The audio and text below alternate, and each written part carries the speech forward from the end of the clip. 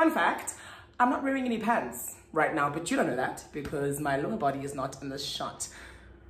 I don't know why I told you that.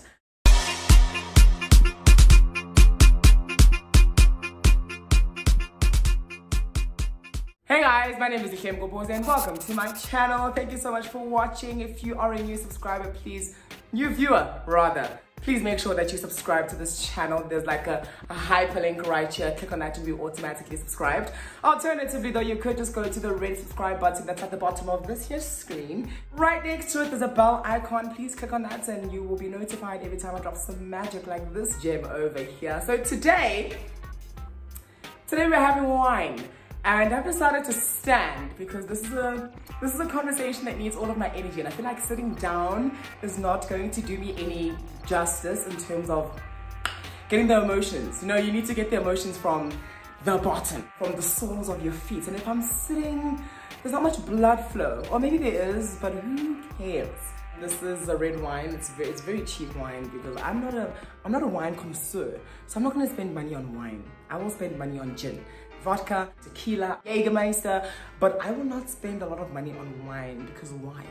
I'm just reflecting yet again, like the previous video, on certain behaviors, but this time that other people have sort of noticed about me. So here goes nothing. I've not been in many relationships in my 25 years or since my inception, and I've been in a total of about what, 5 relationships, and I'm 26 this year, and I've only been in 5 relationships. I don't know if that's healthy or if that's absolutely childish. In these relationships, when they do end, and obviously they leave my self-esteem a lot lower than when I started the relationship, I'm still always very much eager to meet other people, because a lot of people get out of relationships and they're just like, you know what, I am done. Good deal.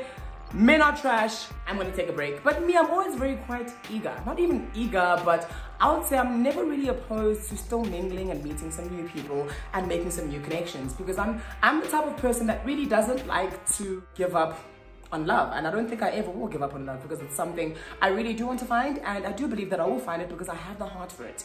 And it's something I think about a lot. But my friends made me notice that I'm talking about a new guy every other week. So that means I'm constantly trying to, or finding these connections and actively committing myself to connecting to new people, even when I am hurting. And one of my friends actually asked me, have you ever thought about, not even one of my friends, all of them have asked me, have you ever thought about taking a step back and just taking a break from the dating scene and trying to figure out who you are and what you want? And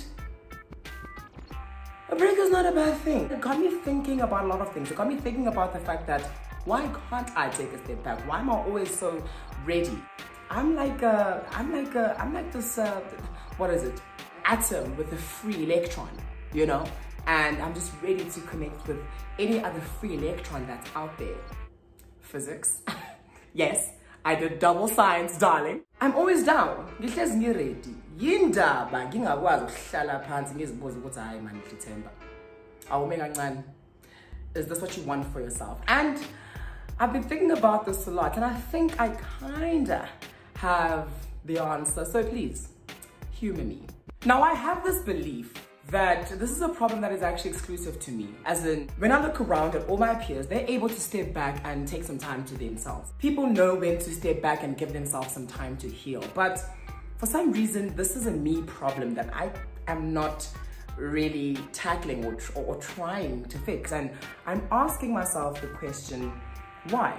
And I started looking at my first relationship and how I got into that relationship. I really didn't get into that relationship solely because I liked the person. Well, I did like the person because, you know, the person was showing me a lot of kindness, was very sincere, was, you know, very eager to be with me. And I think that's another reason I got into that relationship. I liked the idea of being desired. I didn't always look like this, and that's a fact. Back then, the way I looked, I was not the most desirable, especially the gay dating scene. Gay politics, don't want to get into it. And the moment that somebody showed that affection to me, I was down.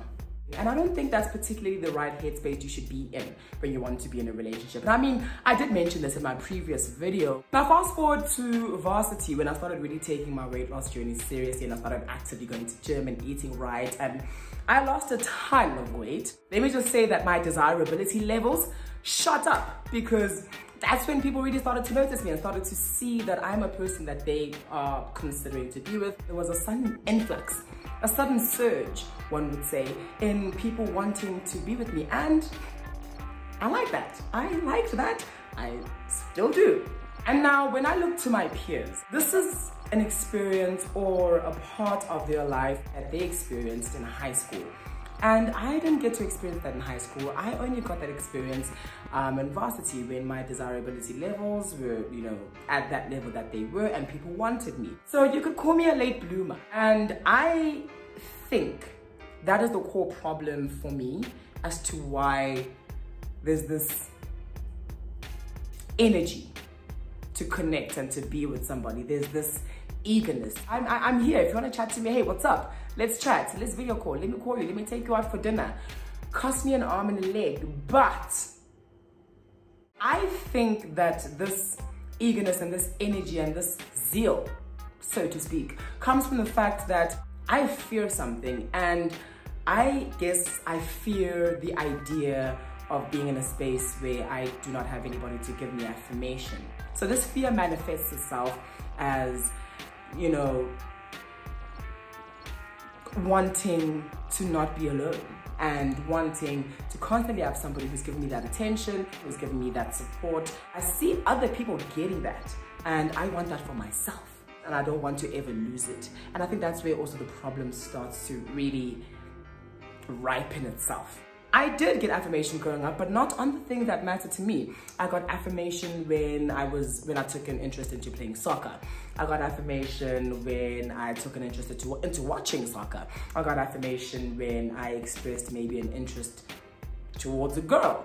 This was all corrective support.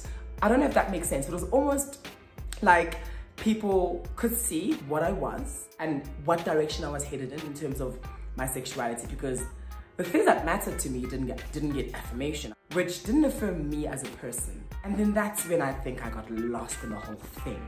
What am I trying to highlight with that point of, affirming things that are that I take interest in? Well, a lot of our individuality is a schema of interests that you have, things that you like, things that make you tick, things that make you sad, happy, angry, yada, yada, yada, yada, yada. I don't think I was sort of in the right direction in terms of figuring out myself, if ever I was even given the opportunity to express myself. And I think that right now I'm in my prime season of being able to express myself. And maybe that is why it is so difficult for me specifically to take myself out of these situations and give myself some time to reflect on what I can learn from my previous experience, from my previous heartbreak. And then after I've healed completely, holistically, emotionally, mentally, then I move on. I think that's why I do not have that, because I'm a late bloomer.